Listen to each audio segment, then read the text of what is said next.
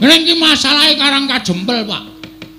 Dheweke ngrasani arep bumi angus Karang Kajempel. Padha karo dheweke arep mentala mateni kawula sakarang Kajempel. Pendhita yang ngene kudune disingkirke. Apa? Nemban. Loh, iki Bagong.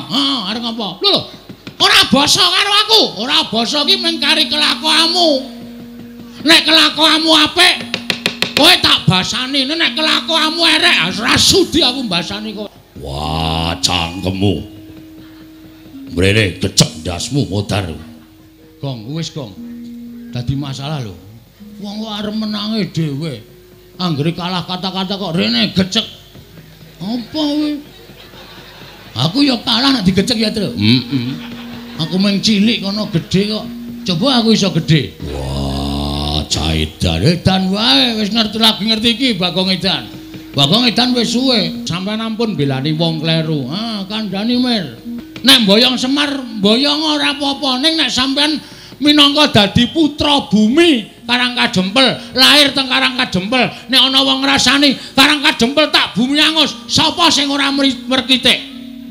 Niki bumi wutah getih kowe arep dienggo macem-macem. Werkudara, apa? Tak pikir-pikir bener Bagong. Yen kowe mbelani Durna tegese kowe kleru. Arep kuwi gurumu. Ning Durna pancen luput ngene ngucapake. Nggone bakal gawe bumi angus Karang Kajempel. Sapa sing ora merkitik yen to dilairake ning Karang Kajempel, urip ning Karang Kajempel, seger ngombe banyu Karang Kajempel, wareg mangan wulu wetu Karang Kajempel. Kok bumi kelahirane arep di bumi angus karo wong liya kuwi tegese wong sing ora merkitik atine, ora lara atine, tegese ora tresna karo bumi kelahirane. Wah, rungokke kowe. Konjur arep gleleng. Mbok didak njajal. Aku didak Semar nesu ya, Pak ya. Mbuh. Lho. Ning janji ana sing njatosi Durna bapakku aja takon dosa, tetep dadi mungsuhe Werkudara. Piye, Kang? Sapa sing njatosi Durna dadi mungsuhe Werkudara? Nglimpe to.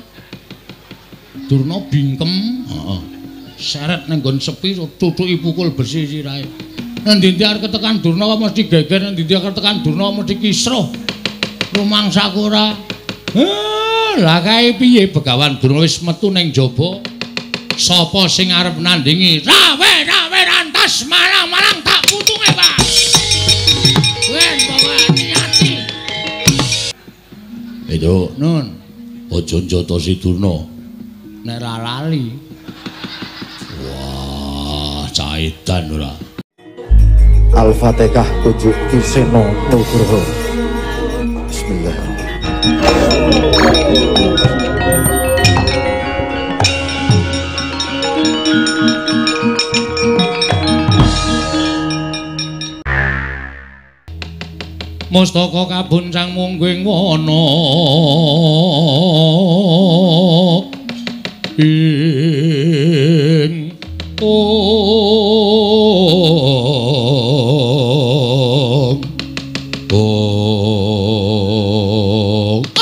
kanca blegudu suaru gembol semorante hawela ketoke omonganmu ki seklimah ketoke omonganmu ki mung sithik ning janjane nyocok ning ati Semar.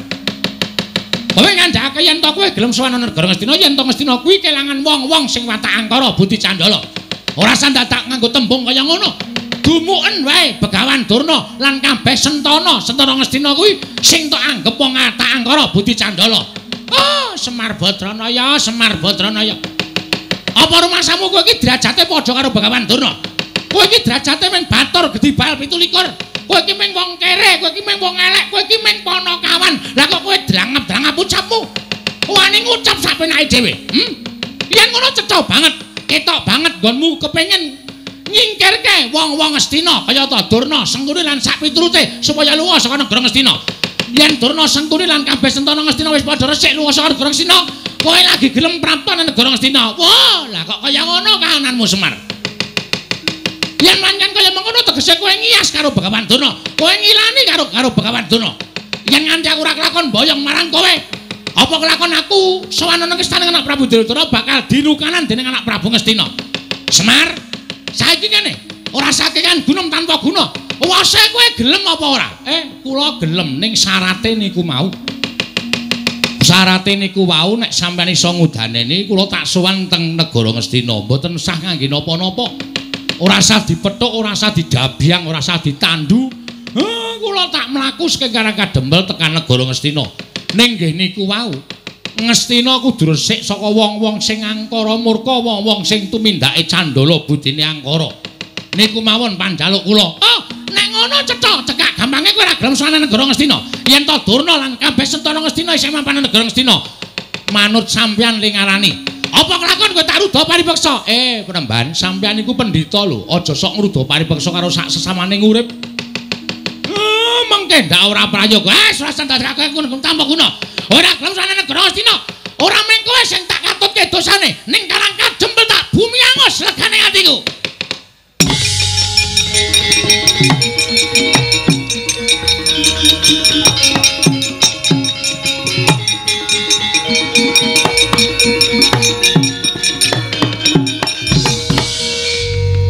Bagong kowe arep ngopo?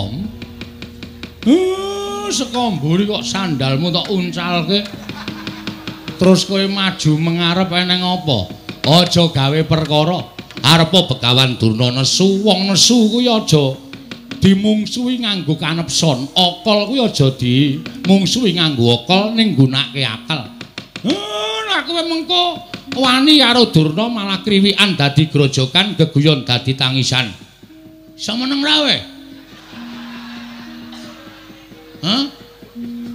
Aku ngene iki mbelani karo kowe, Mir. Kowe sadar ora Durna mau ngucap apa?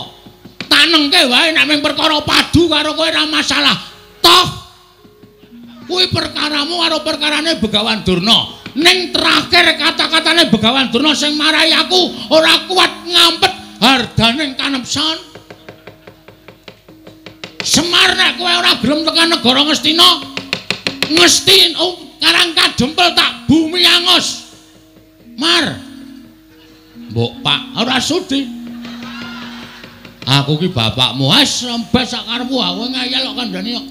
Kowe kudune manut nek kandhani anake kuwalik.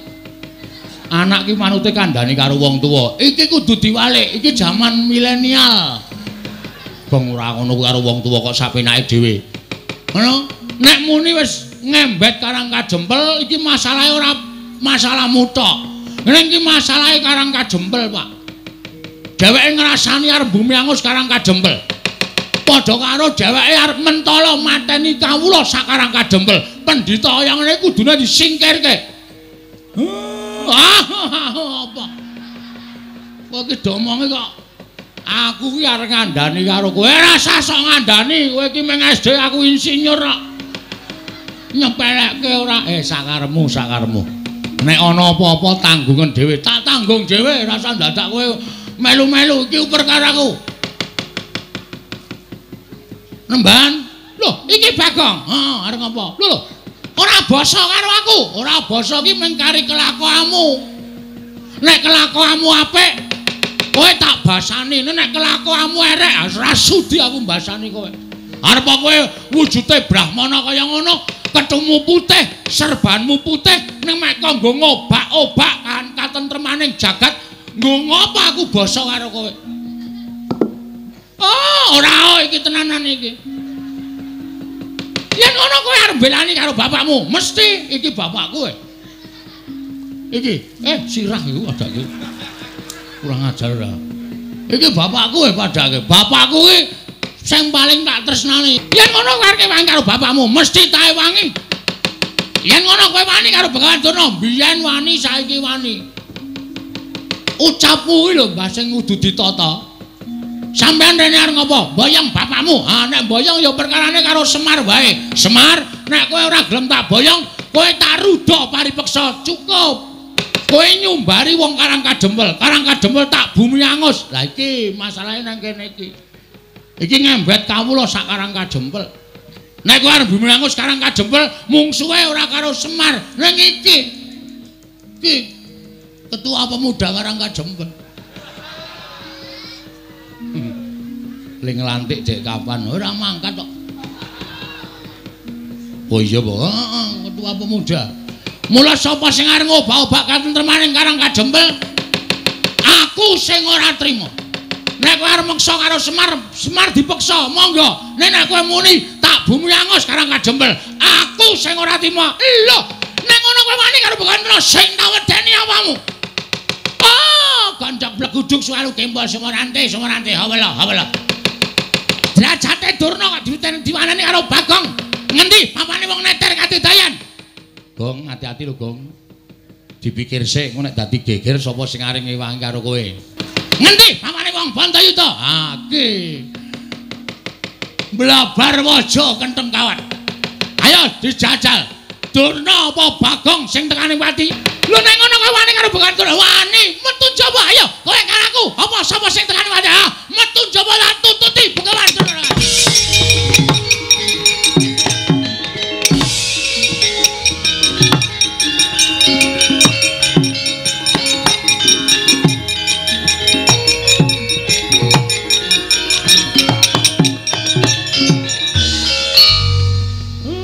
Tantang-tantangan Durna wis metu kok kowe malah mbegogok. Ora Bagong lah kok kowe iki nantang Begawan Durna. Durnane wis metu kok kowe isih nang kene. Aku lho mung nantang tok e. Lho, lah sing temandang sapa? Ya mbuh. Caitan to kae senengane. Masalah to sing arep temandang sapa? Truk. Kowe iki ora luwih gagah saka aku to? Heeh. Ngapa kowe iki ora gelem temandang? Lah aku ora nantang kok. Sing nantangke aku. Sing temandang kowe. Wah, Bagong. Nun. Apa wis tok pikir kowe wani karo Durna bapakku? Wis, anumpun. Kowe ngerti Durna iki sapa? Pendhita Sukalima. Ana apa kowe wani karo Durna padha karo wani karo Werkudara? Sing kebangetan iki sampean. Sampeyan kok gelem dadi anake Durna? Wis tak takon, rupane Durna kaya ngono kok anak-anak kaya sampean baguse ra jamak-jamak. Wong sementen iki mboten percaya. Durna sing menehi banyu suci Perwitasari. Sampeyan niku jane mbiyen dijlomprongke karo Begawan Durna kon jegur segara. Jane sampeyan niku mung dikrenah patine ning merga sampeyan niku percaya karo Durna nganti entuk banyu suci Perwitasari. Durna ora dadi jalaran sampeyan entuk banyu suci Perwitasari. Oh. Kok ngono kok Durna bapakku. Bapak saka ngendi? Kowe tak anggap bapakku. Salah sampean niku kleru. Sing maringi banyu suci Perwitasari niku Sang Ruci Bathara, ya Sang Dewa Ruci, dudu kok Durna. Ning Durna duduke ning tengah segara. Niku jane niate ora nduduke banyu suci, mateni sampean men sampean ngrekoso teng tengah segara sing aja-aja patih sengkuni. Kok kowe ngerti? Aku domongi dalange kok. Ngeyel ora. Kula ngerti le rembugan teng jero kotak. Sampeyan ra krungu, sampeyan teng dhuwur dhewe kok. Kula teng isor jejer do teng glenik nika. Bagong kene omong waton jeplak cangkeme. Cangkemmu kowe. Lho. Wah, edan iki malah dunake cangkemmu lho. Koko Prabu Bagong niku nek ngenten iki mboten sah disaruwe. Wong piyambake niku watake kaya ngono. Wah, ning titen ana. Titene apa? Nek nganti kowe wani karo Durna bapakku, mung suwe dudu sapa-sapa ning Werkudara. Aku nantange karo Durna kok mung suwe sampeyan. Mergo kae bapakku. Weh lah, domongi ngayal. Nika niku dudu bapak sampeyan. Bapak sampeyan niku Prabu Pandu. Pun teng swarga mrika, aja sok ganti-ganti bapak. Apa Dewi Kunti gelem jodoke Durna? Wah, cangkemmu. Mrene kecek ndasmu modar. Gong, wis Gong. Dadi masalah lho. Wong kok arep menange dhewe. Anggere kalah kata-kata kok rene gecek. Apa kowe? Aku ya kalah nek digecek ya, Tru. Aku mung cilik kono gedhe kok. Coba aku iso gedhe. Decek genti. Wah, edan wae wis ngerti lagi ngerti iki Bagong Edan. Bagong Edan wis suwe. Ampun jajal gedhe, Gong. Engko sik yaene. Anggere esuk kae gedhe dhewe aku. Oh iya. Ampun Den, niki anak kula. Tur nek kula gagas nggih Durna niku ya kleru. Sampeyan ampun belani wong kleru. Ah, kandhani mir. Sapenake dhewe ora. Apa-apa aku arep diklerokke. Nek mboyong Semar, mboyong ora apa-apa. Ning nek sampeyan minangka dadi putra bumi Karangkadempel, lahir teng Karangkadempel, nek ana wong ngrasani Karangkadempel tak bumi angus, sapa sing ora merkitik? Niki bumi wutah getih kowe arep dienggo macem-macem. Werkudara, apa? Tak pikir-pikir bener Bagong. Yen kowe mbelani Durna tegese kowe kleru. Arep kuwi gurumu. Ning Durna pancen luput ngene ngucapake. Nggone bakal gawe bumi angus Karangkadempel. Sapa sing ora merkitik? Yen to dilairake ning Karangkadempel, urip ning Karangkadempel, seger ngombe banyu Karangkadempel, wareg mangan wulu wetu Karangkadempel. Kok bumi kelahirane arep di bumi angus karo wong liya kuwi tegese wong sing ora merkitik atine, ora lara atine, tegese ora tresna karo bumi kelahirane. Wah, rungokke kowe. Den, napa sing dikandhake anak kula niku bener. Napa sing dikandhake anak kula niku landhesan bebener, mula sampeyan ampun nganti pisan-pisan sampeyan nyalahke Bagong. Bagong niku mbelani bapakne, mbelani bumi kelahirane. Nek enten napa-napa Bagong ya melu ngrasake nek Karangkadempel nganti di bumi angus tenan karo Durna. Napa sampeyan ora mesakake kawula sak Karangkadempel? Napa sampeyan mboten prihatin nimurpi Karangkadempel diosak asik karo Begawan Durna? Werkudara. Nggih. Apa sing dikandhakake dening Kyai Semar mau bener? Lah, kandhani ngeyel. Apa sing dikandhakake karo Kakang Semar mau bener? Mula aja tok belani karo Durna. Wah, yo. Ya piye? Ya wis, aku manut. Ning janji ana sing njotosi Durna bapakku aja takon dosa, tetep dadi mungsuhe Werkudara. Piye, Kang? Sapa sing njotosi Durna dadi mungsuhe Werkudara? Nglimpe to. Durna bingkem, heeh. Seret nang nggon sepi cucuki pukul besi sirahe. Nang ndi arep ketekan Durna kok mesti geger, nang ndi arep ketekan Durna mesti kisruh. Rumangsa ora. Lah kae piye Begawan Durna wis metu ning jaba. Sapa sing arep nandingi? Rawe rantas marang tak putunge, Pak. Wen pokoke hati-hati.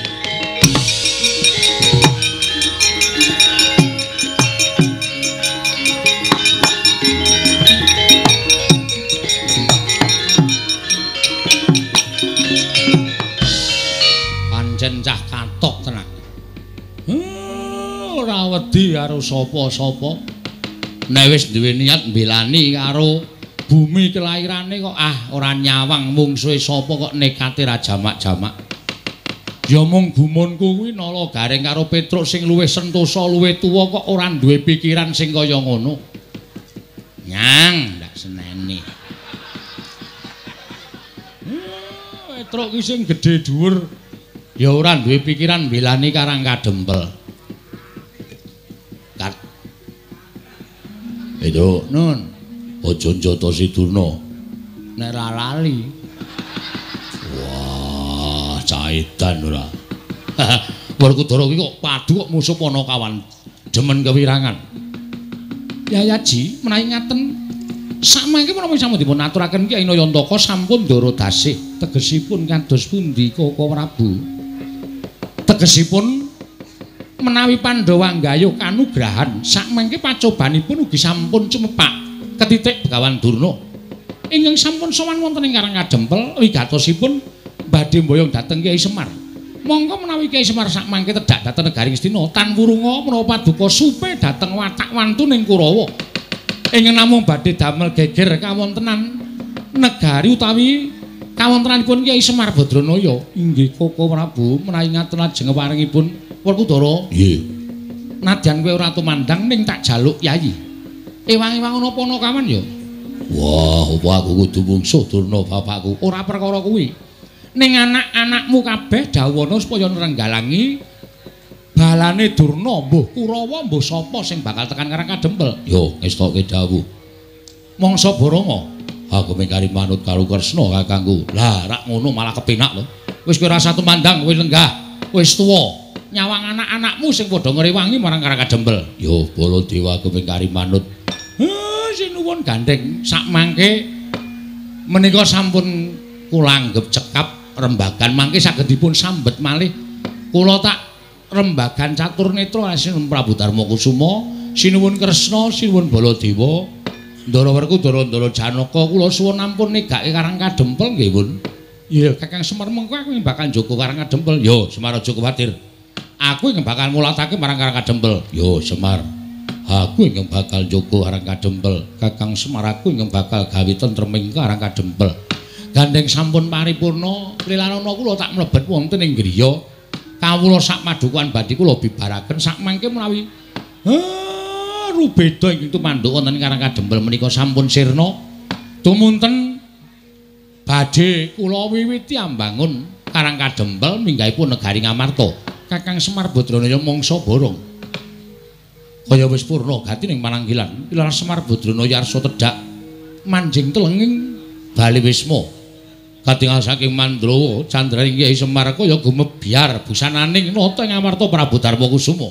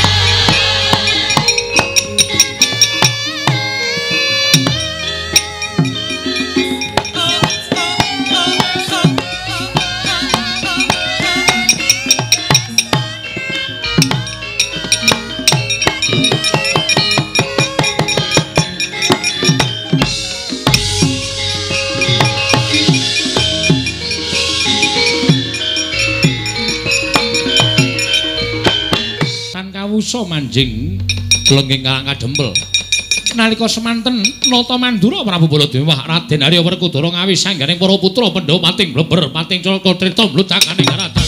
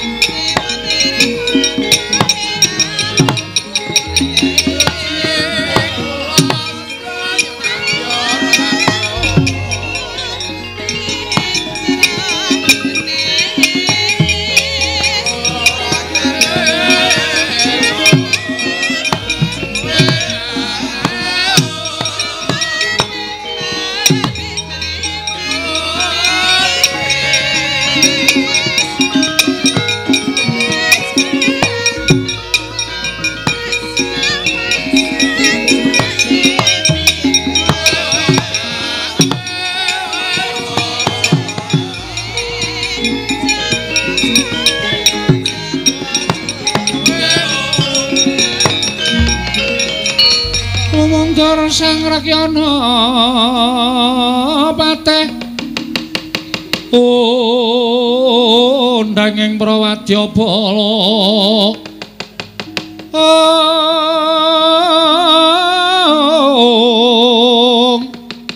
Pak Sur tambur miyang suling pepandhen dalutak Mewa bandera kandha mawarna Pindha Jala Driyana Sri Kawuryan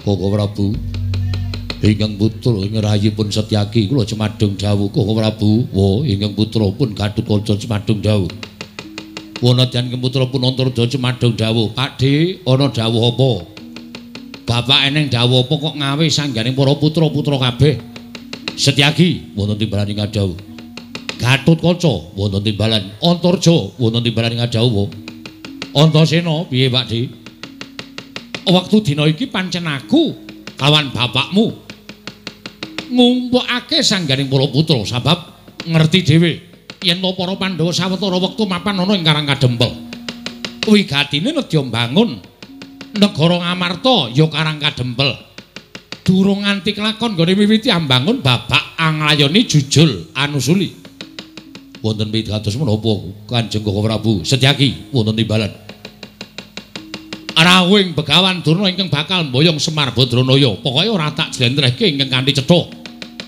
wase pendak-pendak Kurawa ingkang dipandhigani dening Begawan Durna apa dening Pati Sengkuni yen to tekan ngendi papan mesti bakal gawe geger mesti bakal gawe kisruh mriki mula dina iki mau Begawan Durna padu karo Bagong monggo tak wis padake Bagong wis melayu rikat bakal methukke prajurit sing digawa dening Begawan Durna kowe ngerti Bagong kuwi dadi pamomonging para Pandhawa Setyaki sithik akeh wis tau tate nampa pangudange Bagong Gatotkaca semono uga tau dimong karo Bagong Antarja tau dimong karo Bagong Antasena ya tau dimong karo Bagong kabejaning Panakawan iki mau nek ora tok males sarta kowe ora iso dadi pengayoming Bagong ora ana gunane nggonmu duwe batur Bagong lan Panakawan liyane lajeng parempat Kanjeng Koko Prabu kados pundi Durna laku jantaning Bagong yen ana apa-apa tandang ana yen pancen Begawan Durna gawa wadyabala mbok singkire saka Karang Kadempel aja gawe geger Karang Kadempel mriki ngestaken dawuh lajeng pangkatipun ingkang rayipun Setyaki Bencang menapa mriki po pangkatipun ingkang putra Pringgotaning Bencang menapa pangkatipun ingkang putra Jangkar Bumi Bencang menapa ora ketang sambung ngobor cara lintang mangkat dina iki mriki ngestaken dawuh aku mangkat dina iki ya Pakde ya Antasena sing ati-ati aja kaya bocah cilik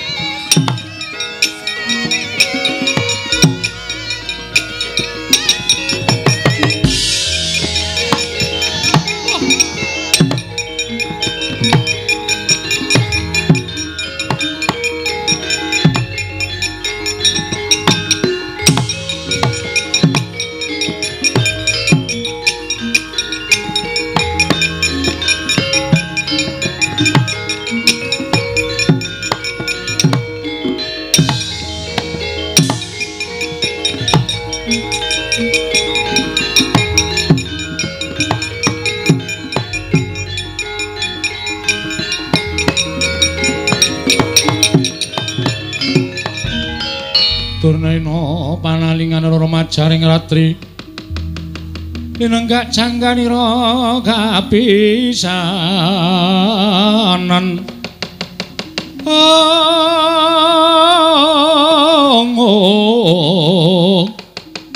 aneng perang Bratayuda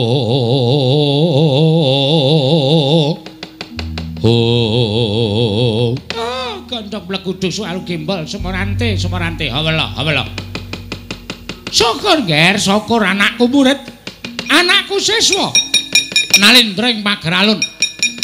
Prabu Jayeng Sekti. Lha iki kula penemban. Wonten menapa dene paduka ngawe dhateng putra pun Jayeng Sekti. Ngene ya kowe tak kandhani kowe ngerti dhewe to. Bapak gurumu aku diutus dening anak Prabu Duryudana supaya mboyong marang Semar Badranaya. Monggo yen aku nganti nggawa para Sata Kurawa tan wurunga bakal gawe gegereng para kawula. Mula aku tumuli nggawa kelawan kowe siswaku Nalindring Pageralun. Supaya kinarya Jejagaya Tana bobol boroting lelakon ana ingkang maraja saka sela-selaning garu. Lajeng parengipun nggonku mboyong kelawan Semar Badranaya iki mau gagar wigar tenantuk karya. Sebabipun menapa penemban? Anake Semar sing jeneng Bagong kae pancen wong dugal kewarisan. Pancen wong sak kepenake dhewe. Wani nantang karo Begawan Durna, wani ngelok-elokke ala karo Begawan Durna. Nganti kewetu sumbarku marang Bagong. Yen pancen Bagong iso ngalahke marang Begawan Durna, aku mundur sawadya balaku. Ning yen Bagong kalah karo Begawan Durna, aku mboyong Semar Badranaya. Wah, kemewat ingkang nami Bagong menika. Piyantunipun kados menapa? Kowe urung tau ngerti. Nek kowe ngerti, mesti ora bakal kowe ngira yen to Bagong wani karo Begawan Durna. Pewujudanipun kados menapa? Wis ora usah dadak tok gagas wujudane. Ora kaya menungsa lumrah nanging pancen winong wong dening dewane. Mula Jayeng Sekti wonten timbalan. Wadya balamu ketapke. Para paduka ora usah dadak gagas perkara sing werna-werna. Wong Karang Kadempel sapa sing mepalangi nggonku bakal mboyong marang Semar. Sirnakno yen perlu Karang Kadempel di bumi angus. Mekaten penemban. Menawi kula mekaten kula nyuwun pangestu nyendikani menapa ing dados dawuhipun Bapak Durna. Yen kowe iso gawe srana Semar boyong marang negara Ngastina, njaluk ngelmu apa kowe tak paringi Jayeng Sekti. Njaluk ngelmu apa kowe tak paringi ora usah dadak kowe kuwatir, mesti biuk petutuk kabeh tak sokke marang kowe. Matur sembah nuwun tanpa pepindhan. Menawi mekaten kelirana dinten sak mangke kula benajeng kalian tiang-tiang Karang Kadempel. Ning sing ati-ati. Sing ati-ati merga iki mau wong-wong Amarta wis mapan ning Karang Kadempel. Klebu Nata Ndarawati lan Nata Ngamarta uga wis mapan ning Karang Kadempel. Mula sing prayitna ngati-ati. Aja gegabah karo wong Karang Kadempel, janji kalah. Aja takon dosa aku ora sudi nampa murid karo kowe. Nyuwun pangestu. Sing ati-ati aja kaya bocah cilik. Jayeng Sekti.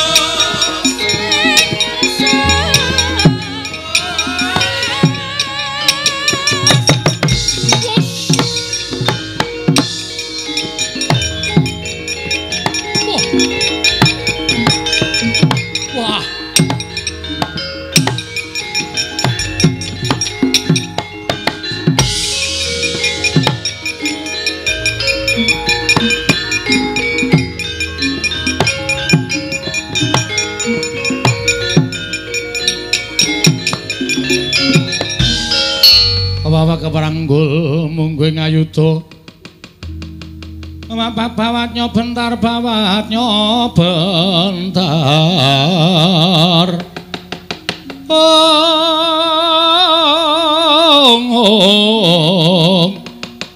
kebabaknya mungguing alogo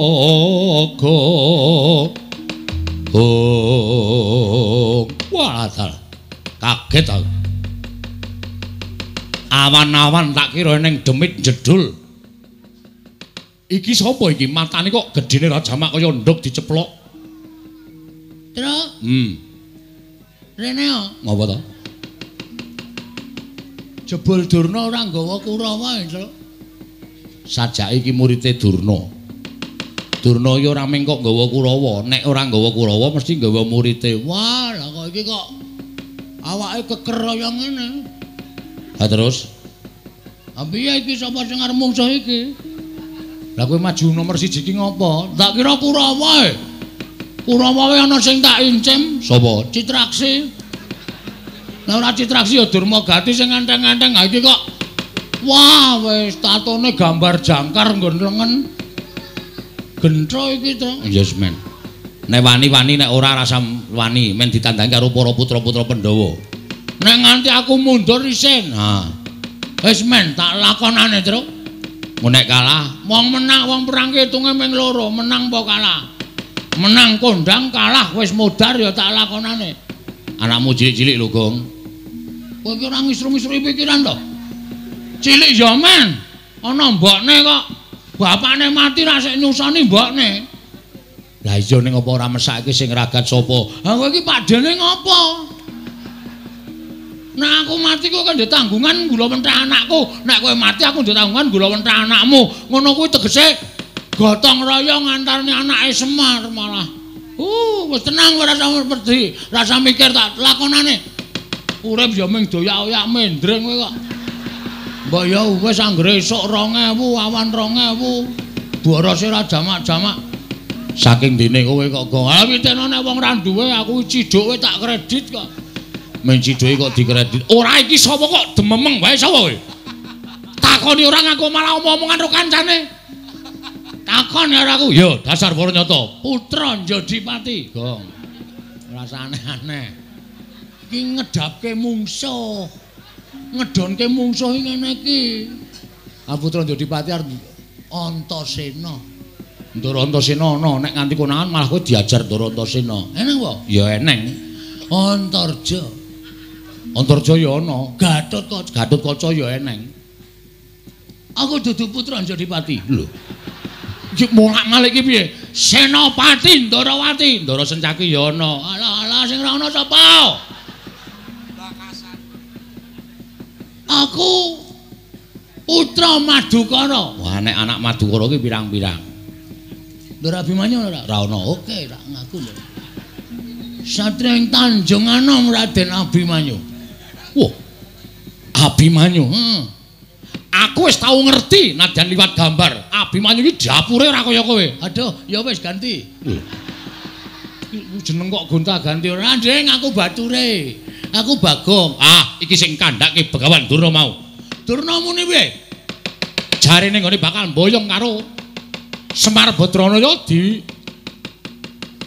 wangsuli karo anake Semar sing ragil jenenge Bagong. Wah, kowe to Bagong. Dasar Waranyata. Piye gleleng ora? Iki Bagong. Sing mburi sapa? Iki kakangku, Petruk. Kakangku meneh cilik jenenge Gareng. Telu kuwi ra iso disangga entheng. Kowe sapa? Aku keseting Sang Prabu Jayeng Sekti saka ing Pagralun. Lho, Jayeng Sekti iki sapa meneh, Truk? Mbuh. Mesti seswane Durna kuwi. Heeh, mestine. Kowe anak buah Jayeng Sekti. Yo, dasar Waranyata. Jenengmu sapa? Sumbang Surajigja. Wah, cah pelit lho. Cah pelit piye? Sumbang Surajigja ora nyumbang ora apa-apa. Duapure Bagong ora. Areng apa kowe? Goleki sing jeneng Bagong sing wani nantang karo Begawan Durna. Kowe mapalangi Begawan Durna ngene mboyong karo Semar Badranaya. Apa wis kandel kulitmu wis 100 balungmu? Ya urung, aku urung atos balungku urung kandel kulitmu. Sing penting wong gelut ki hitungane ming wani kok, Mas. Aku wani, kowe wani, rampung ngono rasa dadak ngetes 100 balungku apa kulit-kulitku rasah kesuwen. Kowe wani, aku wani. Lho, kowe wani karo aku. Sing tak wedeni apamu? Minggir to, minggir to. Ya. Mun ndak kedupak aku. Oh ya. Wis aku wis pencak medeni lho. Wani, Sing tak wedeni apamu? Ora minggat suarep aku.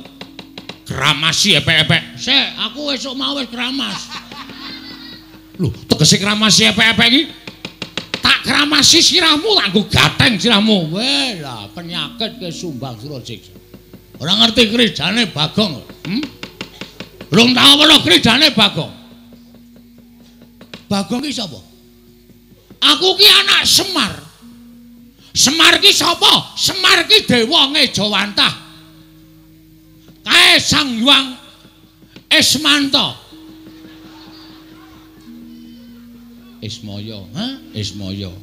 Ismanta apa Ismaya? Ismaya. Ismanta itu tukang cukur ya, Tru? Heeh. Ismaya, heeh. Ismaya kae kakange Bathara Guru. Semar ki menehi aku Aji Jaya Kawijayan tinatah mendhat Jinala Menter. Ning Semar weling karo Bagong. Kowe tak newehi kekuatan tak nehi Aji Jaya Kawijayan, Gong. Ning aja tok nggo sewiyah-wiyah. Nggonen nek dalam waktu kamu memang apa kuwi?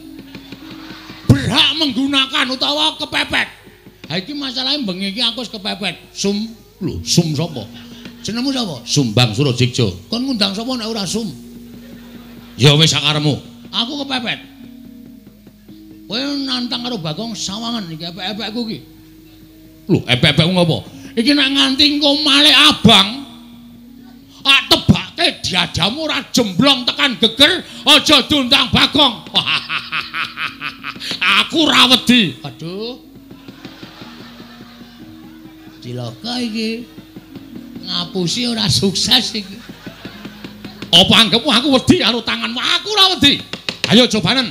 Matno sastra jenderal Tani Jaya ora bakal tak tinggal loncat. Maju sejang ayo. Untamke nyawamu marang kayanganing Bathara Yama tiba-tiba.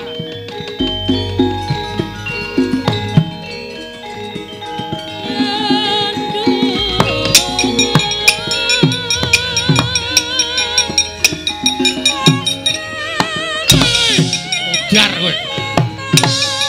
Wes, wedan.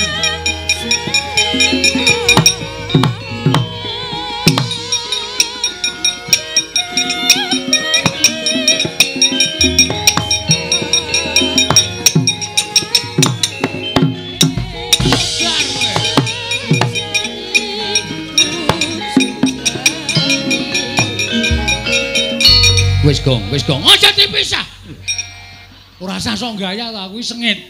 Kowe iki wis diajar, kowe iki nendang sikile cupet kok nendang diantem bola-bali saka kono ndasmu suarane mak klothak ngono lho. Aku kuwatir nek kowe gagar otak. Ora aja dipisah, Tru. Ora usah aleman. Iki ana nderek Sencaki. Sapa? Ndoro Sencaki.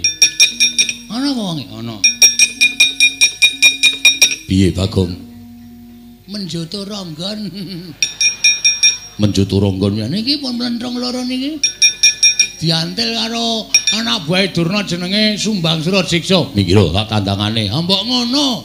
Ora mung do wedangan wae. Kene nyambut gawe piyai-piyai do lenggan. Mangkat. Yo Bagong. Ah ngono. Serang. Yo.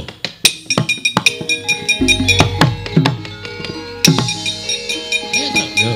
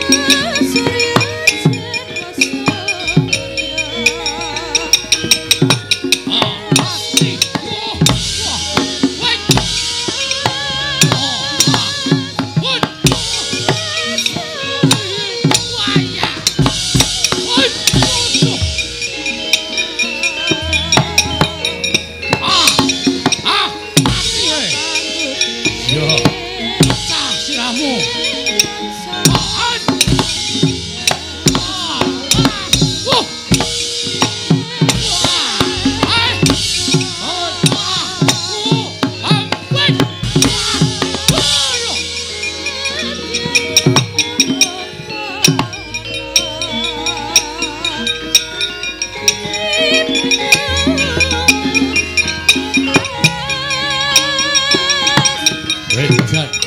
Mati kowe. Wah. Mati cadang. Oh. Wah, cadang pemilihan.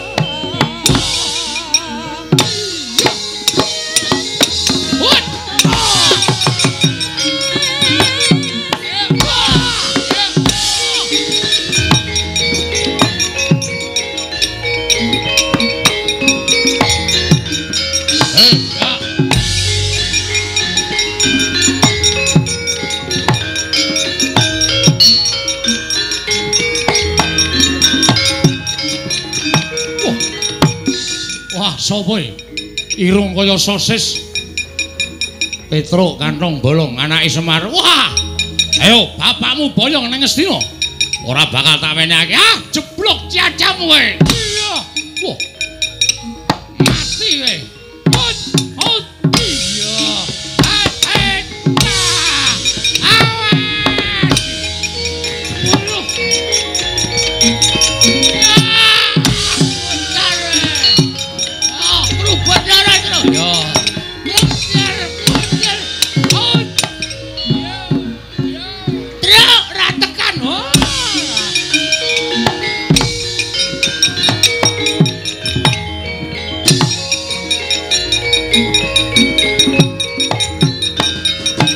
Oh.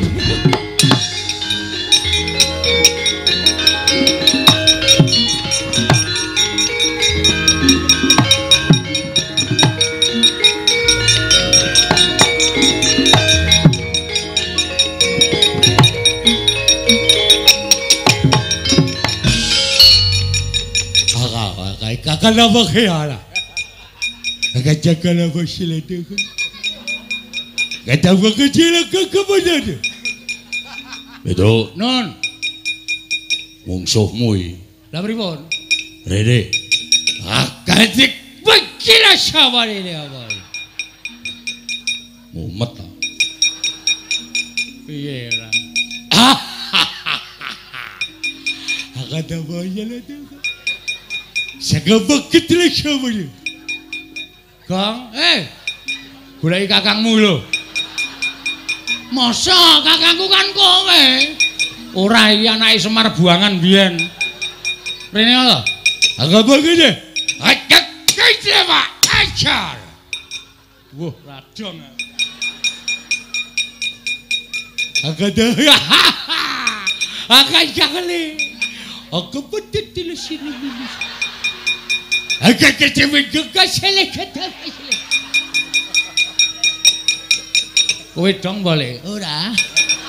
Aku iso ngomong meneng wae to ngerti wangsuli rak beres. Ada. Agak kaku ada tu. Agak tu. Agak tu piye? Piye tra iki salusine piye iki? Langsung dipateni apa? Aja. Kowe iso nggo dolanan asik ya. Pateni kok adiran duwe dolanan. Piye karepmu? Apa kaya ngene? Maksude agak iki. Iso nulis ora? Nulis. Agate. Oh, akate iki iso, Gong. Akate iki iso. Iso nulis ora? Agate. Ah, iso ta. Iso kuwi artine iso. Agate. Ah. Duh, nulis karepmu piye? Agate. Agate. Oh, alah. Jenengmu sapa? Hello. Oh ya, aku Petro. Aku. Retukan kesilaka kelupa. Kerupuk dengkulmu melocot ya. Petro, kada. Akade aja lah kada ya. Akade. Aku bude akade. Tulis. Kada begini. Iya. Aku Bagong. Gelem Babagang. Heeh. Rada jelas saiki rada jelas. Sirmu aku wadah sawala katak kawaya katiwisya wisbari tile bagai. Dan sama kita gedek kawatikik. Mongko ngono dadi dolanan. Saake ya kok. Heeh. Wah, pesone apik iki, Truk. Heeh. Aja dijukuk kuwi nggone wong mati kuwalat. Wong mati ki ora krasa apa-apa kok kuwalat. Jukuk sok nggo mbleh wedhus. Ha iya. Baja putih. Heeh. Jarike bathik, Truk. Aja to, Gong, iki ora malingan ngono to. Ora apa-apa wong mati ki ora krasa kok. Copot jarike. Waduh, klambine iki iso nggo jaket nek turu, Truk. Ha iya wis. Wis lumayan entuk-entukan. Pian. Copot nggo cilikke.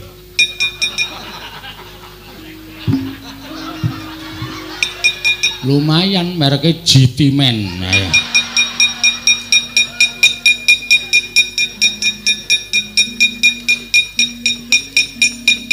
Wedan. Mlendis. Ora diturai apa-apa. Oh, dan bocah-bocahane do.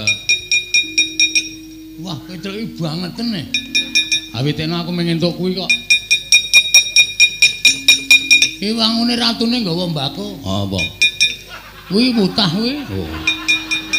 Tak jukuke Mas Tru dilinteng. Gah. Kena disumet cepete ra jamak-jamak. Brongo cangkemmu mesti. Ayo sapa sing arep ganggu arep kacemel kaya.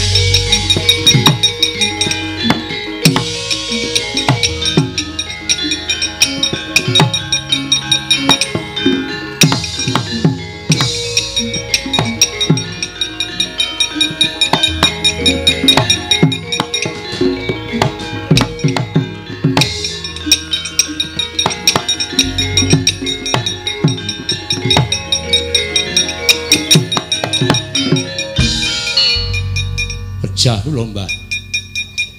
Mengisa apa? Kula majeng pinanggih kaliyan anakipun Semar ingkang nami Bagong. Bagong kula ajar. Bagong ical wonten satriya kantet ngeyayat bringose ngulur geni tumpangi kuping kiwa tengen. Satriyanipun namung alit ning tangane atose ra jamak-jamak. Oh. Wange cilik. Nggih. Nganggo gelung. Leres. Tangane kenceng cilik ning kenceng to? Nggih. Kuwi nek ora kleru Raden Sentyaki. Lho. Simbah kok prisa? Wong tua menang pengalaman. Kowe nek iso menang karo Sentyaki bumi langit tangkep. Kae Senopati Ndarawati kae bendina gelut. Saben dinane nek ra gelut ki awake meriang. Sentyaki menika. Sentyaki kuwi domongi kok. Wis kana mulih kana. Nggih. Ketemu anak bojo syukuran. Lho. Syukuran gendurenan kowe ora modar mungsuh Sentyaki. Bejo kowe ora modar Sentyaki iki paling ora mungsuhe iki tugel. Boyoke, putung tangane, stimpal baune. Kuwi diremuk karo Sentyaki. Kowe mulih wutuh ki bejo. Kana. Ngabari tangga teparo gendurenan kowe ora modal. Nggih. Tasakuran. Oh nggih, wis takaken dawuh. Sentyaki. Sentyaki aja pisan-pisan sesuk meneh nek nang wayangan ketemu Sentyaki aja gelem dilakokke. Oh nggih. Engko ndak sesuk nek wayangan kowe mati kowe ora metu meneh. Oh nggih, wis takaken dawuh. Wah. Mungsu-mungsu apa? Anakipun Semar naminipun Petruk. Arep batur mbok gedibal ping 17. Nek nganti kowe iso menang mbok aku meguru karo kowe. Tiyangipun tandangipun sak pinake dhewe. Kula dibut loro karo anake Semar sing matane gedhene ra jamak-jamak. Kuwi Bagong, wong loro kuwi pancen wis kompak.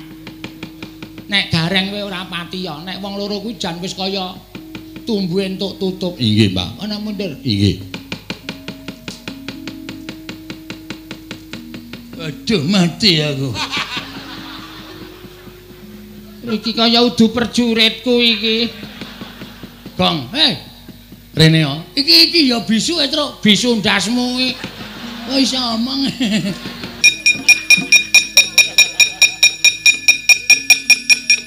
Piye, Pak?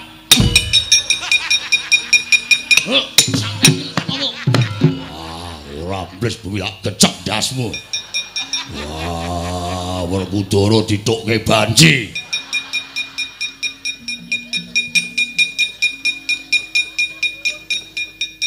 Cuk. Bayar urung kowe. Bayar cengelmu. Lho wangi rene.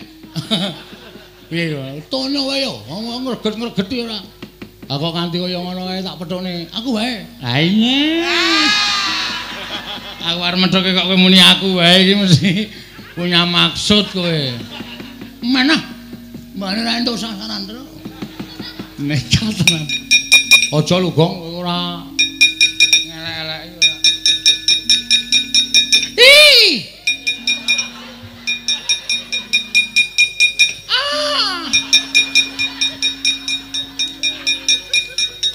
Piye Gong? Karo rupaku gila wae ya. Tak methuk iki mah merem ngono. Akae sing digoleki ya wong bagus-bagus kok iki rupane kaya ngono kok.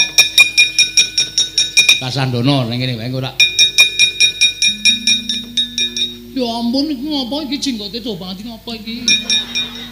Ya men ndingu kok ora entuk dipantang griseni ya ampun. Ah, mbok irunge ra ngene iki to, Mas. Ayo, arti ae.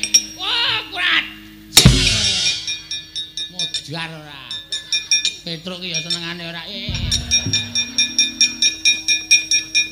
Gareng iki mripate ora makcleng ning ndas ora.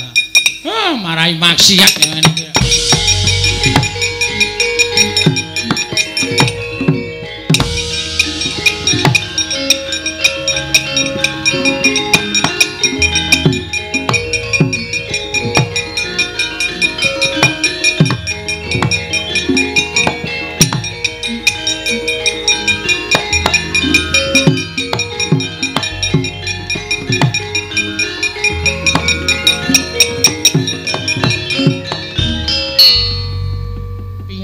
Sukini. Mbuh. Kok sajake kagel. Mbuh. Sinuwun kados pundi kawontenan menika sinuwun kula sumangga.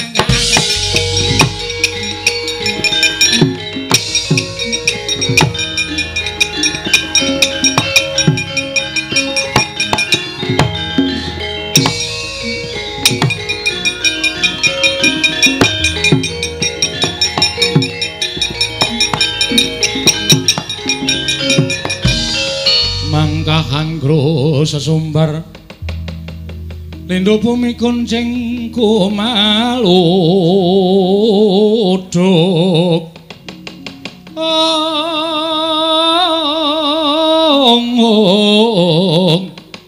kumaluduk guntur ketup lumembak penyu kang kumambang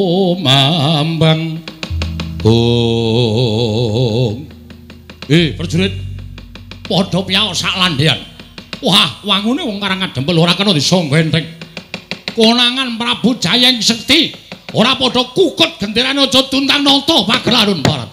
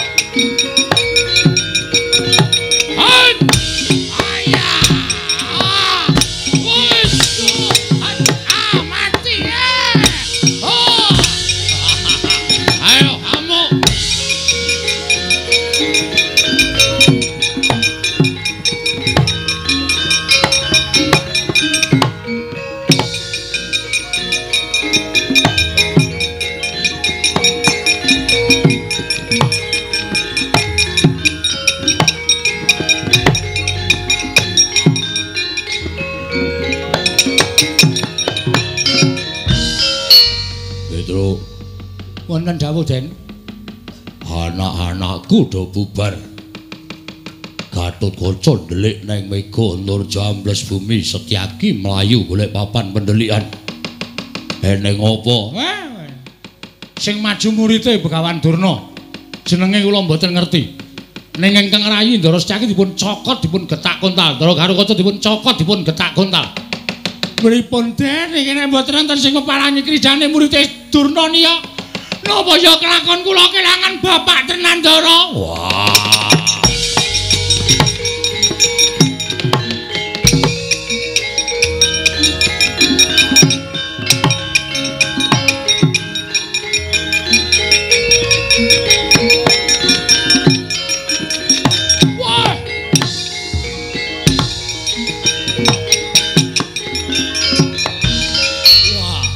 Gagah Werkudara sapa siswaning Begawan Durna Prabu Jayeng Sekti.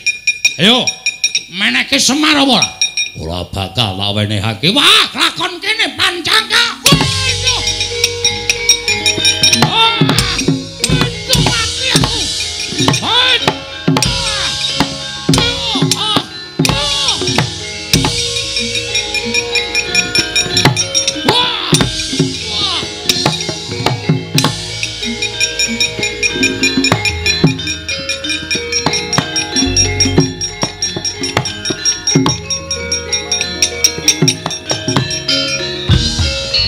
Maning jajaran Sukertaning Bawana wangina karo Prabu Jayeng Sekti.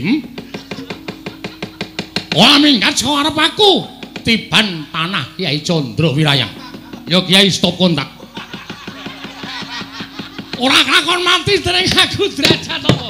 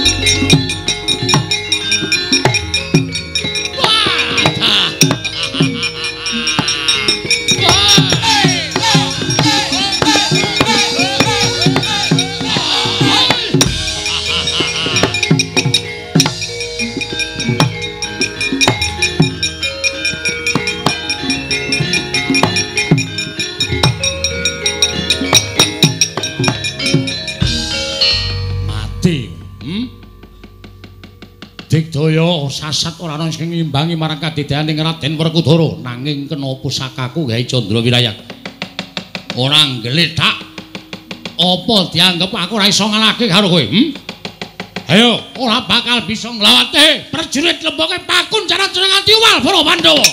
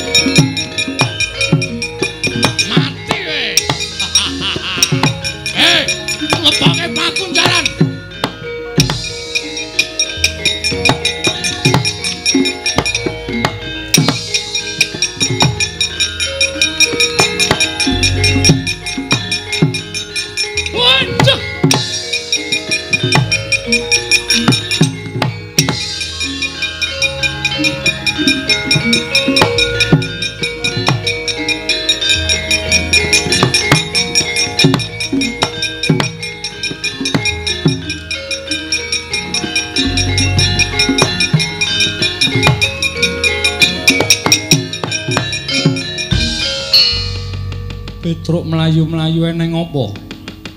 Ngaturaken driwasan Ndara. Nek kula matur napa Ndara mboten kejot penggalipun mboten kaget. Kowe arep matur apa Petruk? Katon gugup.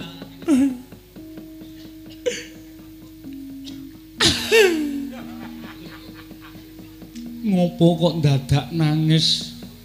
Mboten mentala kula ajeng matur. Nalika semanten para putra Pandhawa sami kenjang kapracondang mergi mengsahipun muridipun Begawan Durna nami Prabu Jayeng Sekti. Dadi cokoti. Monggo ranggo lombok ya. Dadi cokoti do ndelik. Terus sing maju Ndara Werkudara. Kare Ndara Janaka maju.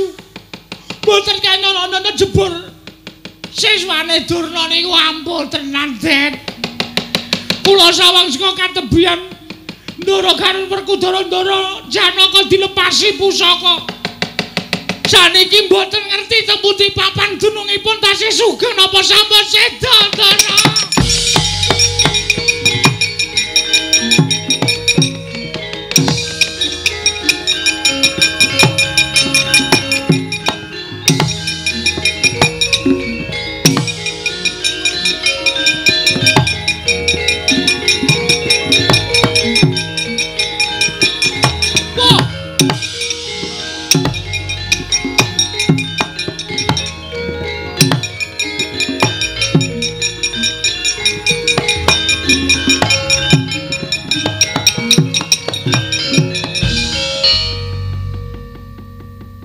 Sewu sinuwun. Sepinten kalpatan kula diagung pangaksami. Menapa paduka ingkang namipun Prabu Jayeng Sekti? Yo, wis apa? Dipun tepangaken kula menika pambayuning Pandhawa, kula pun Darma Kusuma. Wah, dal. Nalindra Ngamarta Prabu Darma Kusuma. Inggih, mila mekaten. Sowan kula wonten ngersa maduka Gusti kula Prabu Jayeng Sekti namung badhe nyuwun dawuh. Wonten pundi kadang kula Werkudara menapa dene Arjuna menawi tasih gesang papanipun wonten pundi nanging menawi sampun pejah niating manah kula namung badhe bela pejahipun kadang kula kekalih sinuwun. Prabu Darma Kusuma, dulurmu wis ora ana, dulurmu wis tekaning pati, dina samengko wis tak kunjara, mesti ora bakal tak wenehi urip dulurmu Werkudara karo Janaka.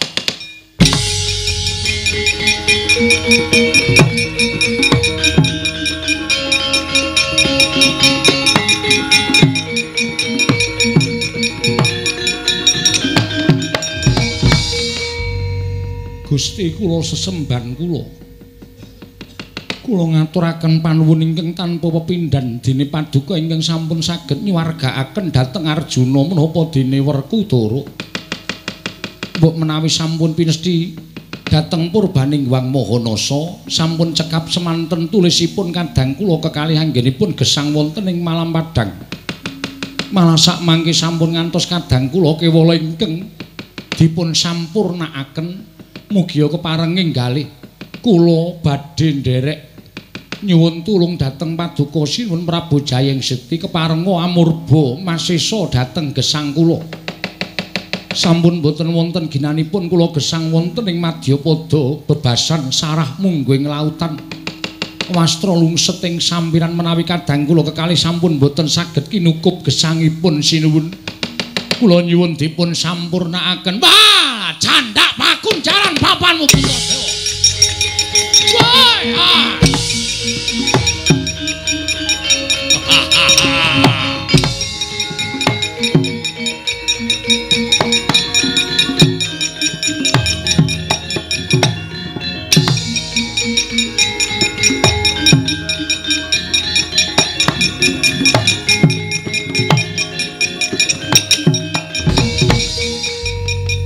Bagong eneng apa? Eneng apa Bagong piye kahananing peperangan? Wis niki kurang-kurang bedane sampean kelangan bapak. Lho. Kelangan bapak piye? Bapakku wis ora ana suwe. Kanjeng Rama Basudewa wis seda suwe. Wah, wis. Pahit iki.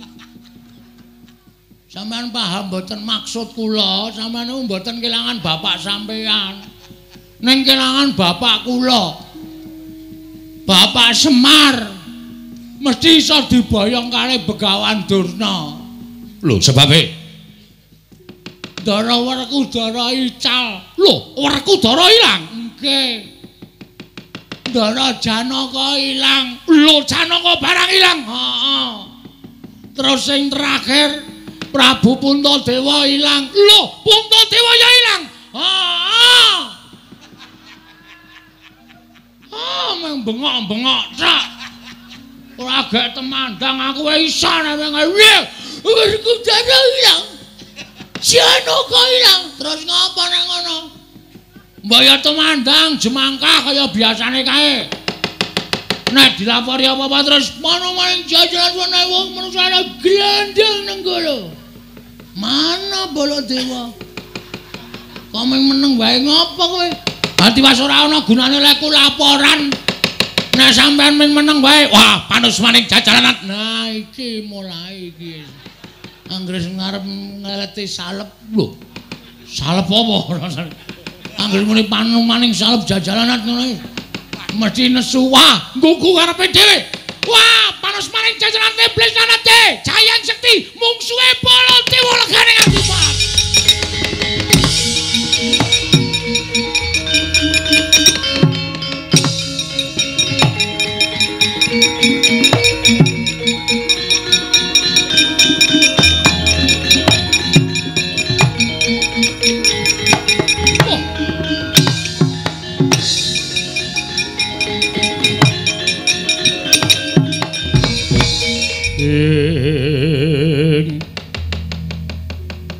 Samar pamoring sukma sukma sinukmaya winaya wingasepi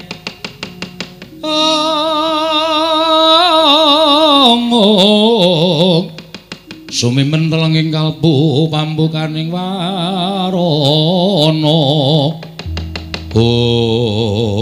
wah Ratu Mandura Prabu Baladewa ora pangling aku wis tau ngerti kondange yen duka mesti nggilani tandange ya ora bakal kowe tak mor marang para Pandhawa nanging bakal tak gawe wirang keclorong Kyai Candra Winayang ora salin wujud dadi wujuding macan aja tundang nata Prabu Jayang Sekti Parat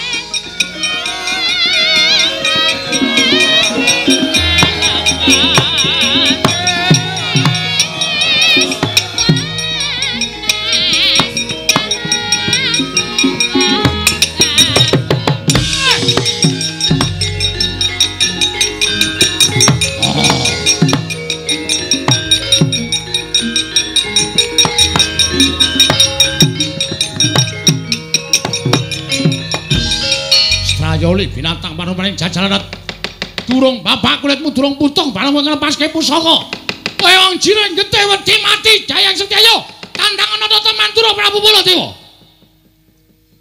kirung sadar apa ya kok iso Den Petro ngopo kowe nang kene kowe aja palangi aku Petro mikir tandangane ngerti tenan iki kula sing weruh mbrebes mili lho Den nek dadi sampean wujud kaya ngaten. Petro apa nangis mikira? Mikira Petro. Lho. Lentuk nang ndi Petro kok entuk macan sirkus? Macan sirkus dengkulmu mlocot ora. Sampai iki. Bagong apa Bagong? Lho, kok iso ngomong? Iki nganu batuk dikarciske dengkulmu ora. Ada macan bisa bicara ngono. Macan bisa bicara ora mundur kene rajong kowe isa wae. Ndak wonge krungu. Masa? Didol wae yo. Hus. Didol jengkulmu ora. Larang lho iki, larang iki bendara e. Ana wis kaya ngene nggo abrak apa? Malah entek-entekke wedhus engko. Ya ora kaya mikir kan. Petro nang ngopo? Nuwun sewu Den, Mang nuwun sewu, panjenengan rak saged ningali suku panjenengan piyambak to. Mang tingali suku panjenengan. Lho, sikilmu. Nggih mang tingali. Kok iki sikile sapa, Petro? Petro iki sikile sapa? Nuwun ngapunten, sampean wujud macan sakmene kandhara. Aduh mati aku iki. Aduh.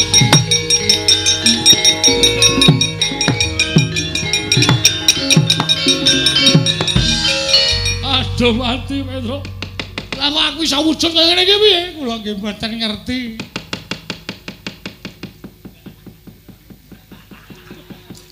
Kula nggih ora ngerti. Aku tadi iso wujud kaya ngene iki piye Petro? Kula nggih mboten ngerti. Aduh, wah edan tenan. Masa macan nek ngentut muni ya, Tru? Ayo muni kok ya. Wah, anu buntute munggah dadi ketok kaya kentrang jenggone. Omongane kok sekono. Pun matur bapak mawon. Bapakmu nanti aku njaluk tulung kawujude kaya ngene piye? Nggih, monggo.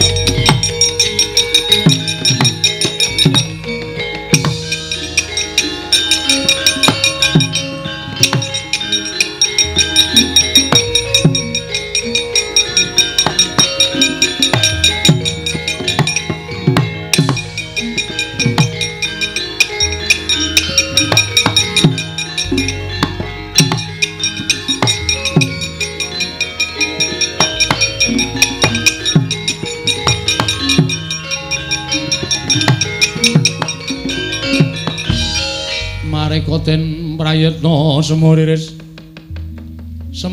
eka balik titiyani gandayani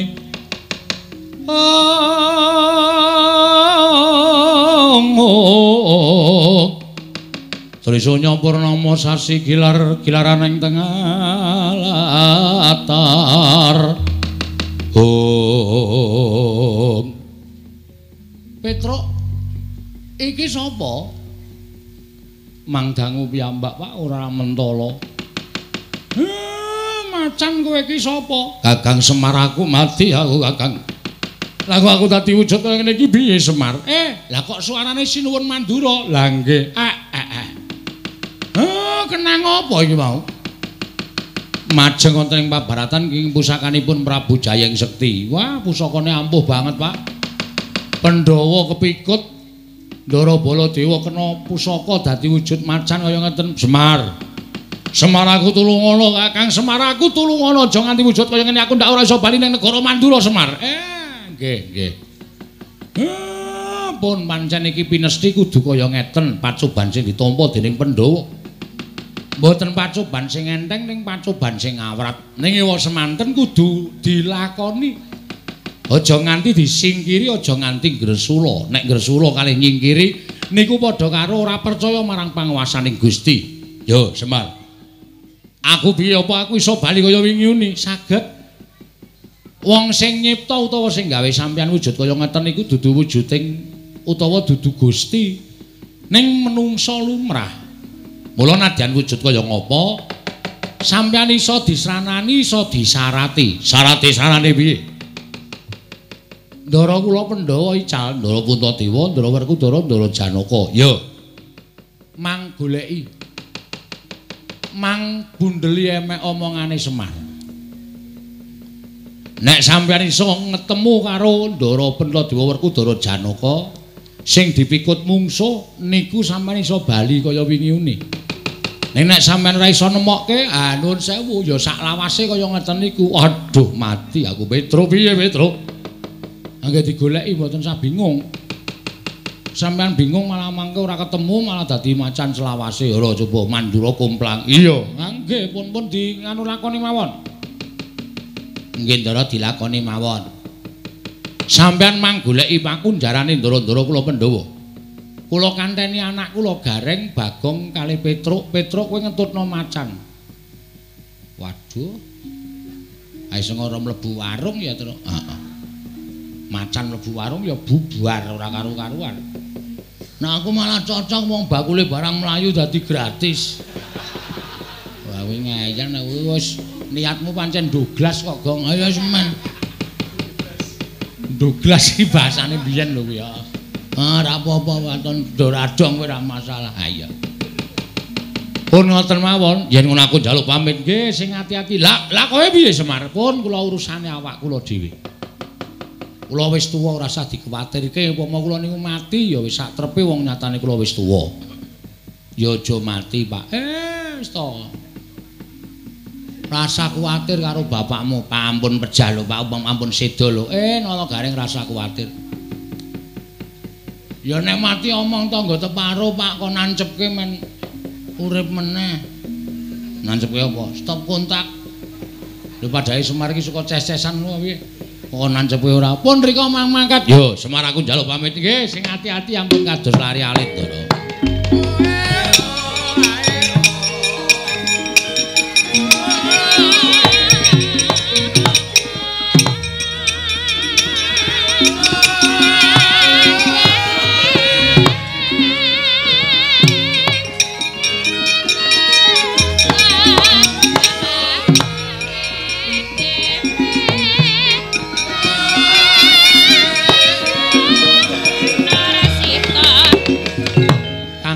Semar Badranaya sigra mendhet sumping Lombok Abang dan banting wonten ing Bantala.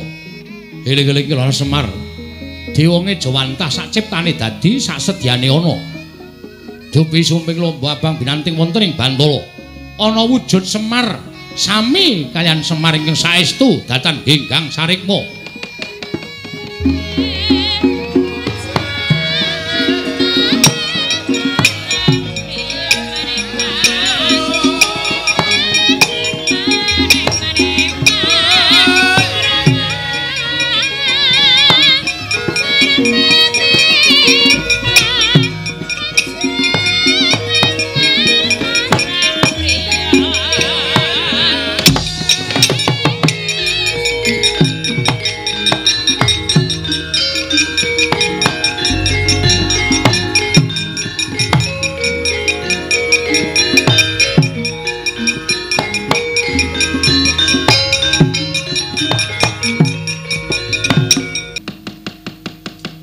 Rasa wedi kang nek ratu kae mau tekan kene kowe arep dikapak-kapake arep diapak-apake kowe manuta. Kowe arep diboyong nendi kowe manuta. Aja pati-pati kowe bali wujud Lombok Abang nek durung tekan papan sing disedya dening ratu mau. Wis ngono wae tak tinggal neng kene aku tak munggah neng Kayangan Semar.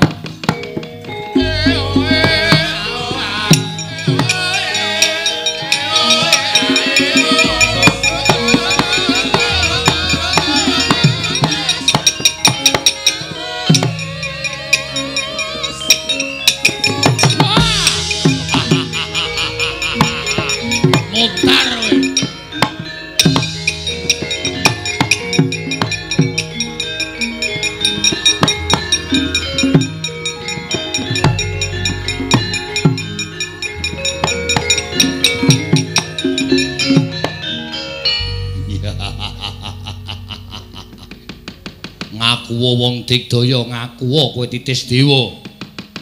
Ning kowe ora bakal menang karo Prabu Jayeng Sekti. Bendaramu kabeh wis tak pikut. Ora-orane bakal tak gawe macak mesti bakal tak pateni. Mung kari kowe. Tak aturke Bapa Penemban Durna. Aku iso mikut Semar Badranaya. Wah, lah bakal entuk ngelmu sing tak karepake saka Penemban Durna. Mbuh, kowe arep dadi apa kuwi dudu perkaraning Prabu Jayeng Sekti Semar Badranaya.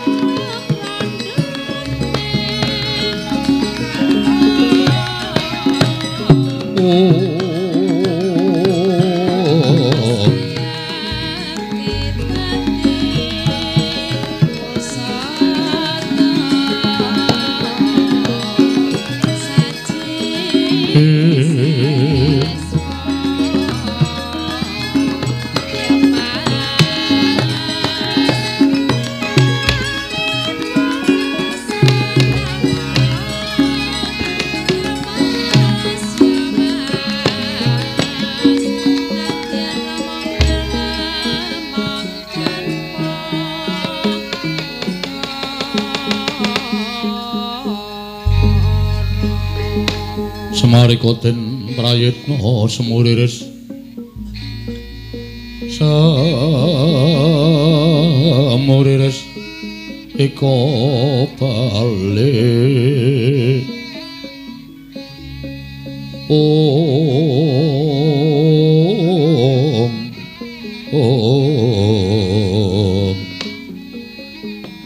Mastu Nama sidang sekaring bawana langgeng Ismaya suwantan poti nimbalan ana ing ngarsa ulun ana parigawe apa Semar nuwun pangapunten Bu Ulun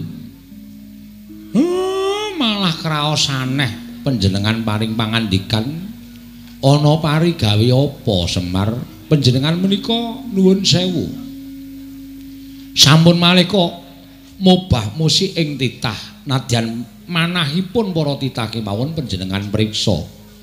Lah kok malah sampeyan dangu kalian kula wonten paridamel menapa? Semar, kula wonten dawuh. Ya yen pancen kaya mengkono, ulun bakal nyocokake apa ingkang dadi sedya kita, jumbuh lawan atinira punapi mboya. Nggih. Nggih, monggo Bu Ulun.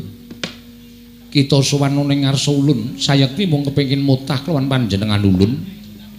Nggone para Pandhawa bakal ambangun negara Ngamarta ya karang kadempel dina samengko pikantuk pacobaning Jawata wujuding nalindra ingkang dibiya Surasekti kalintang jayaning merak nganti para Pandhawa kapikut dening mungsuh ya apa ora Semar nggih sabanjur apa kang dadi niat kita mung kepengin mutah kelawan para dewa utamane kelawan panjenengan ulun kita ora nrimakake dene pacoban ing tumanduk marang para Pandhawa mau sayekti abot Semar sumurupa gegayuhaning Pandhawa nggone bakal mbangun karang kadempel apa dene negara Ngamarta kuwi sayekti pakaryan ingkang gedhe sabab gawe tentreming kawula sarta gawe bungahing para kawula urip ing sarwa kepenak kuwi panjangkaning para Pandhawa mula ora jenengane lamun pacobane ya kudu sak traju, sak bobot kelawan apa ingkang didami-damake dening Pandhawa.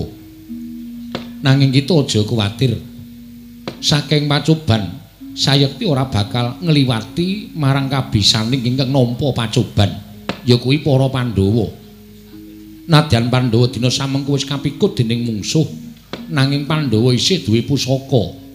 Ingkang ngaranan pusaka ingkang bisa kandha jimat, ingkang bisa ngucap ya kuwi kita Semar kelawan Nata Ndarawati ingkang nyata dadi loro-loro ing atunggal ingkang ora bakal bisa dipisahake. Mula pacobaning Pandhawa ingkang tumanduk mau sayekti dadi pakaryan kita supaya iso gawe padhang lelakoning para Pandhawa. Yen kita bisa gawe padhang lelakoning para Pandhawa, ya mung kita ingkang bisa nglulusake wewangunaning lair batin ingkang jinangka dening para Pandhawa. Semar Badranaya. Semareka den prayatna samuriris eka balik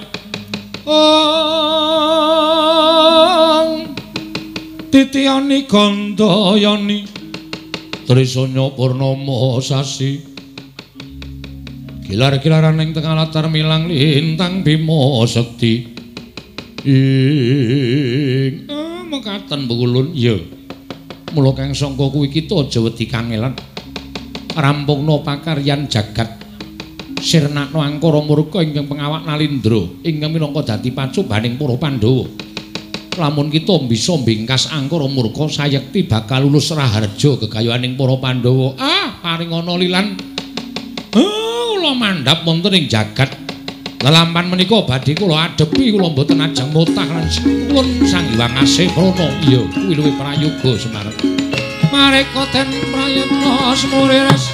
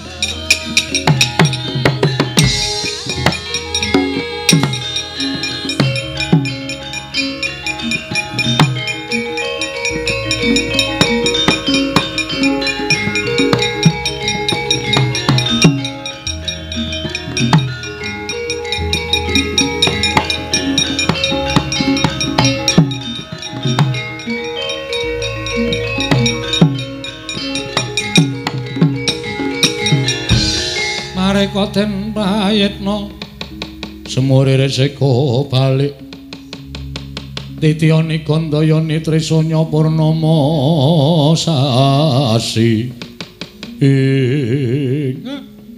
niki sinuwun Ndarawati ya Kakang Semar aku ingkang tansah tutwuntap tindak ing Kakang Nayantaka ning alam antara sowan Iwang Pikulun Asih Prana inggih Iwang Pikulun padha wenang namung badhe nanjihaken lampahan ingkang dumados wonten ing jagat. Jebul Iwang Pikulun padha wenang masrahaken perkawis menika dhateng Semar kaliyan Sinuwun Ndarawati. Jer sampeyan kalih kula minangka dadi pengampinging para Pandhawa, pengapiting para Pandhawa. Mula napa sing digayuh dening para Pandhawa niku dadi tanggung jawabe Semar kalih Sinuwun Kresna. Sak banjure iki Kakang Semar, awi dipadosi teng pundi dunungipun momongan kula para Pandhawa, Ndara. Iya, ayo Kakang Semar tak dherekake.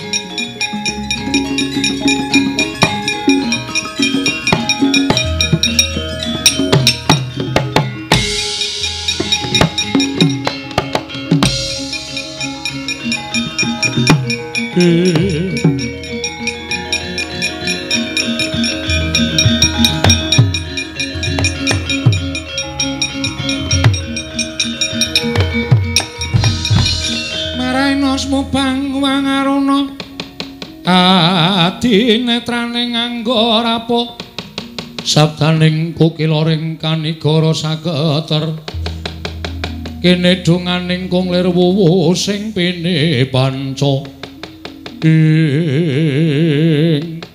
datan mira sampeng Kyai Nayantaka Wiwahnata Ndarawati menogandaka sampeng mapan wonten ing pakunjaran ingkang kaenta wujuding gajah mapan wonten ing telenging wana Krendayana nggih sanggya para Pandhawa.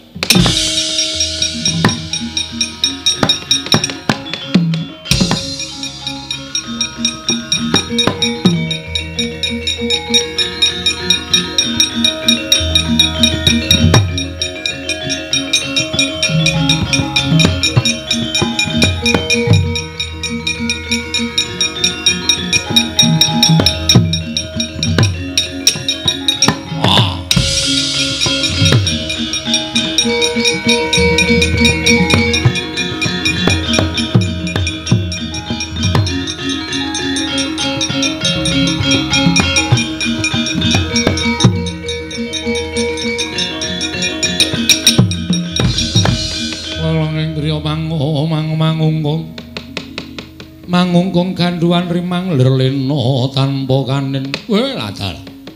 Nolo garing wonten dawuh ten. Petro wonten dawuh, Bagong wonten dawuh. Ndak kira wujuding duwe panggung ing mapan ing telenging wana. Nanging barang tak caketi ingkang lumrah gajah kuwi nadyan gedhe rawa birawa nanging weruh wujuding Sardula mesti keplayu. Lah kok dadi iki ora mlayu, ora obah, ora musik. Cetha lamun iki wujudan gajah nanging dudu sak tataning gajah lumrah.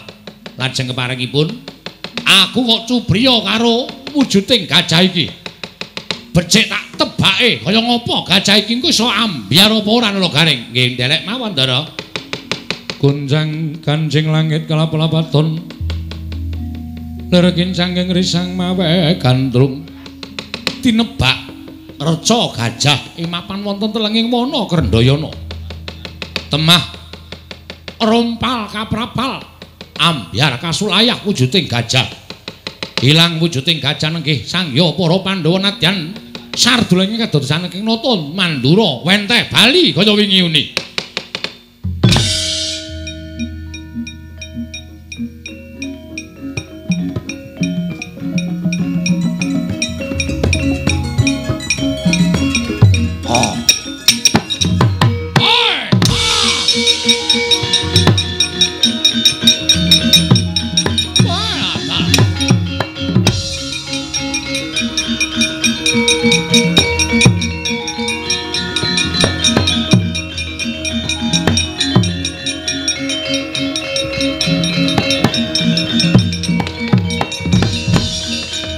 Bala Pandhawa mbiyok gumulung mangung siring sata Kurawa Kambau nggih. Waduh Yayi ngaturaken panuwun ing tanpa pepindhan dene sarana kula mecah pakun jaran reca gajah Pandhawa timbul sampun wangsul kados wingi uni. Koko Prabu kula ngaturaken panuwun ingkang tanpa pepindhan. Baladewa aku ngaturke panuwun. Koko Prabu kula ngaturaken panuwun. Syukur mangke baik Jogedi Jumuruk. Menawi ngaten monggo. Yayi itu kula dherekaken kondur wonten ing Karang Kadempel menapa dene negari Ngamarta.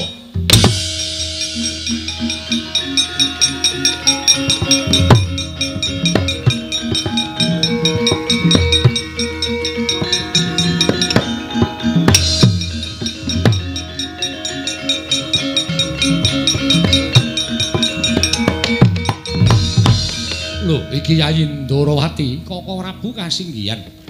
Lho, kae Semar Badranaya. Nggih kula ingkang ngabdipun Semar. Weh, Bapak terus. Oh iya. Sehat, isih sehat, Gong. Bapak isih sehat, Gong. Wah, malah getun aku. Bapak sehat kok getun. Wah, ya aku ki ndek pengarep-arep bapak ki andum warisan ngono lho. Warisan-warisan dengkulmu mlocot ora. Sinuwun Mandura sampun pulih kaya wingi uni. Ya, Semar.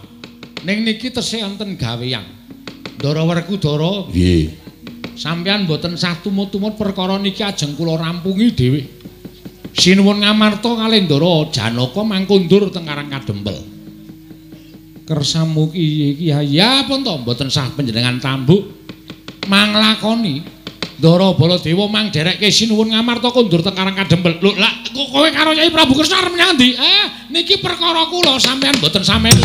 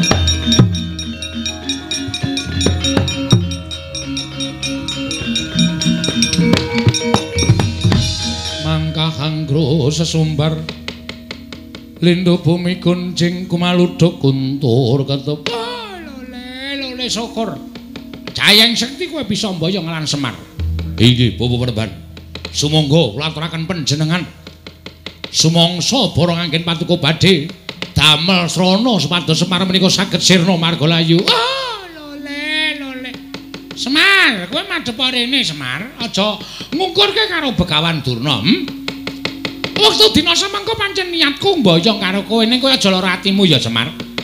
Ora duwe niat aku bakal mboyong kowe ning negara Ngastina. Satemene nggonku tak kandhake ngarep mau kabeh mau goroh. Ngastina ora ketaman pegebluk. Nanging pancen aku diutus dening Sang Panjabedari Durga. Bakal wuwuh kekuwataning Begawan Durna. Lan besok Panjabedari Durga apa dene kabeh sak wadya balane bakal bantu Kurawa yen to wis tumapak perang gedhe Bratayuda Jaya Binangun. Kabeh iki mau kersaning anak Prabu Duryudana. Kowe aja lara atimu ya Semar. Dina semengko kepeksa kowe engkang bakal nglunasi nyawamu Semar Bathara.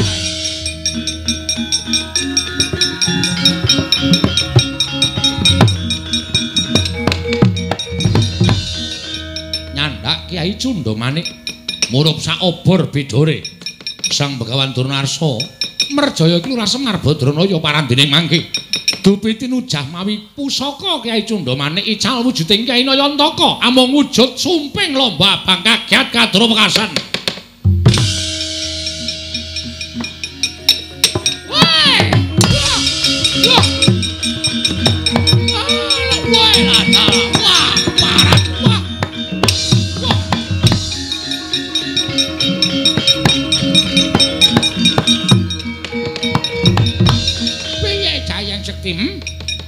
Kowe iki tak kongkon supaya mboyong Semar bareng Semar tak tujang nganggo Kyai Cundamanik lah kok ical wujulang wujude Semar. Mung wujud lomba abang kaya ngene iki anggap aku ki tukang pecel napa piye? Aku terus diani lomba iki anggap aku tak kon mulek ngono apa piye? Wah, keparat wong-wong Bedhawa.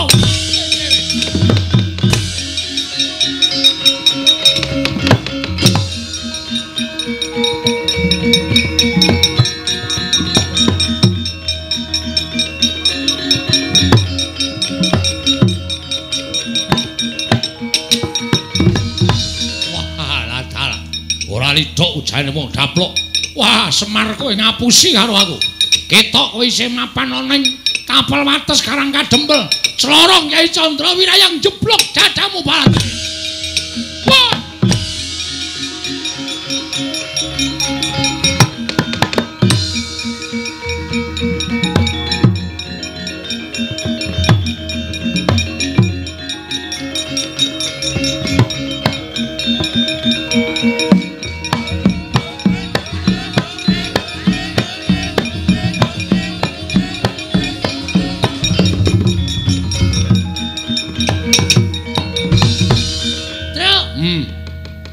Gleleng tenan, Truk.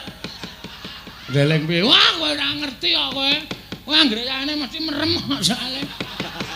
Wong arang yo kesel ngantuk kaya. Wah, wis ngene lho. Heeh. Iki pusaka iki ampuh banget to kuwi. Pucuke kaya catut. Ha iya. Iki mesti sing duwe mesti buka bengkel. Ora kuwi.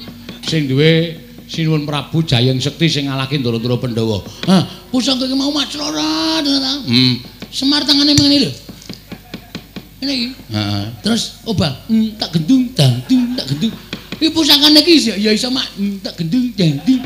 Terus dicekel jantenan Semar iki gleleng. Oh, pamer. Oh, mulane brengose dikerok. Kowe iki nek ora ngrekasake bapakmu ngopo lho? Nek ora ngece bapakmu ngopo aku tak takon. Tak kerok nganggo silet-siletku dhewe. Aku dadi kowe protes ngopo? Ora kowe kok gleleng, Pak. Pusaka iki ampuh. Ngerti aku Ndara Werkudara sirna margalayu, Ndara Janaka wae katriwandan. Kok meng kowe rekomen tak ndung tak gendung dandung. Kene ta wae, Pak? Arep nggo ngopo? Arep nggo dadani montor. Ora kaya drei to. Drei dengkulmu mlocot ora. Bagong semingkir. Semingkira. Sinuwun Ndarawati kon tindak kene. Sapa? Sinuwun Ndarawati. Sinuwun ngopo? Kan tindak mriko.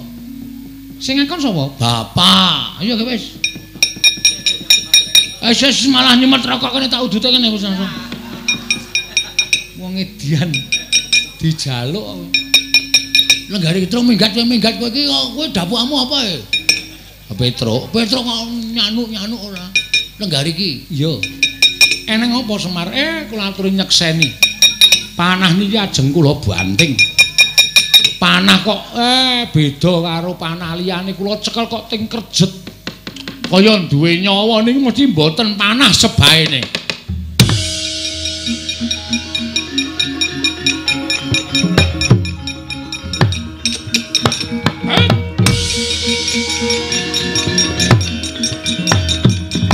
Woi.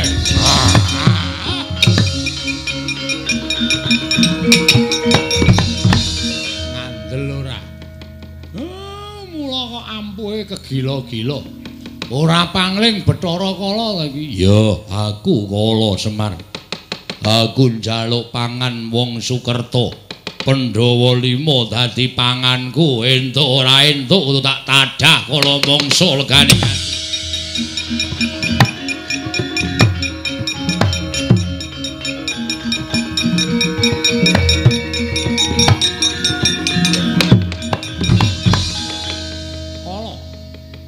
Yen kowe arep nadah kala mangsa karo Pandhawa, ayo langkauna dhisik.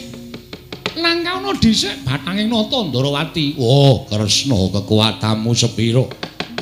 Kowe wani karo Bathara Kala kelakon dadi isen-isening wadukku. Kowe aja nyawang marang nata Ndarawati. Nanging pirang-pirang puluh taun kepungkur yen perlu puluhan abad kepungkur kowe tau tate tak telukake. Nalika aku mbarang ana ing suwijining karang pradesan aku madeg dalang kowe kelingan ora kangaran dalang Kandha Buwana iki panjakku Kyai Panjak Asem Sore kowe mbiyen ngoyak-oyak wong nganti wong mau njaluk pengayomaning Kyai Dalang Kandha Buwana kowe sumpah karo aku ora bakal ganggu wong Sukerta nalika tak waca tulising awakmu wis saka bebathuk nganti jempol sikil kowe isih kelingan ora? Yen ora isih kelingan apa perlu tak baleni Caraka balik. Wah, matek aku.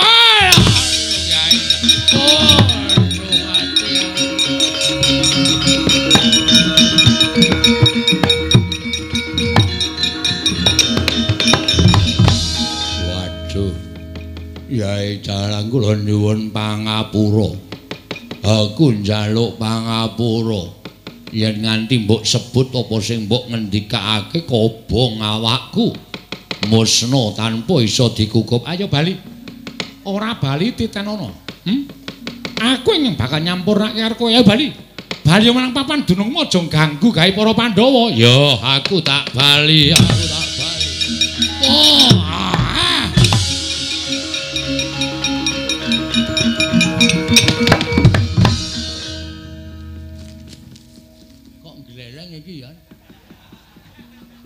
Semar ya ampuh sinuwun Ndarawati ya peng-pengan. Bathara Kala tak wacake koran Gus Caraka Bal. Caraka Bal niku macane napa niku? Ning awake Bathara Kala kae kebak tulisan. Weh. Bathara Kala niku sekolah ora. Ning kebak tulisan jenenge Caraka Balik. Mboten sah digagas. Omongane Bagong iki mboten sah digagas. Tinggal lunga mawon niku nek ngontun niku ndak melu cari muka caper. Kowe tak polo lho men. Wong pentas kok dipenging. Sing pentas iki sapa? Aku. Wis kowe minggira. Ratune sing gawa panah isih gleleng. Ratune mungsuhe aku. Wah, jan Semar meneh, jan wis.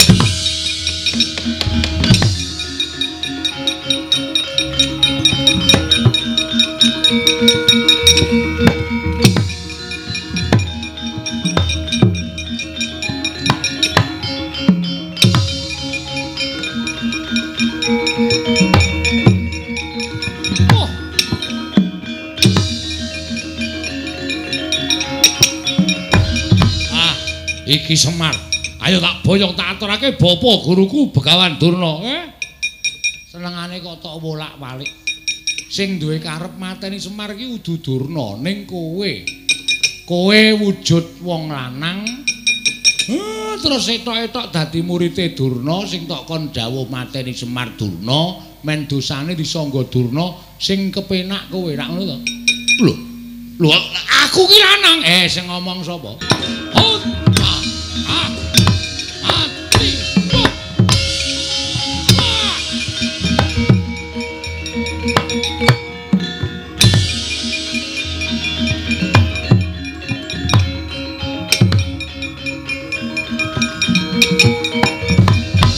Arsa madangi jagat tumungup-mungup paneng sapucaking bukir marebak bangsu mirat keneng soroting surya meka lan gunung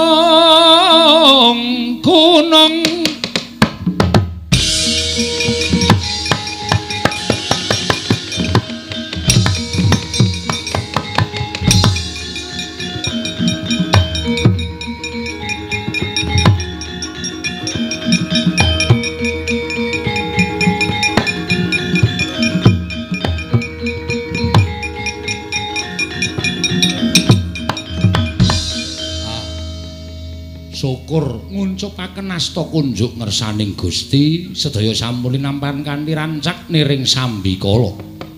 Ewa dene kathah kalepatan ewa dene kathah klenta-klentunipun Semar Sura Sudra Janengkat Suh Brasta kaping ulah Darmastuti rahayung samya makarya rahayung samya pinanggih Ndara.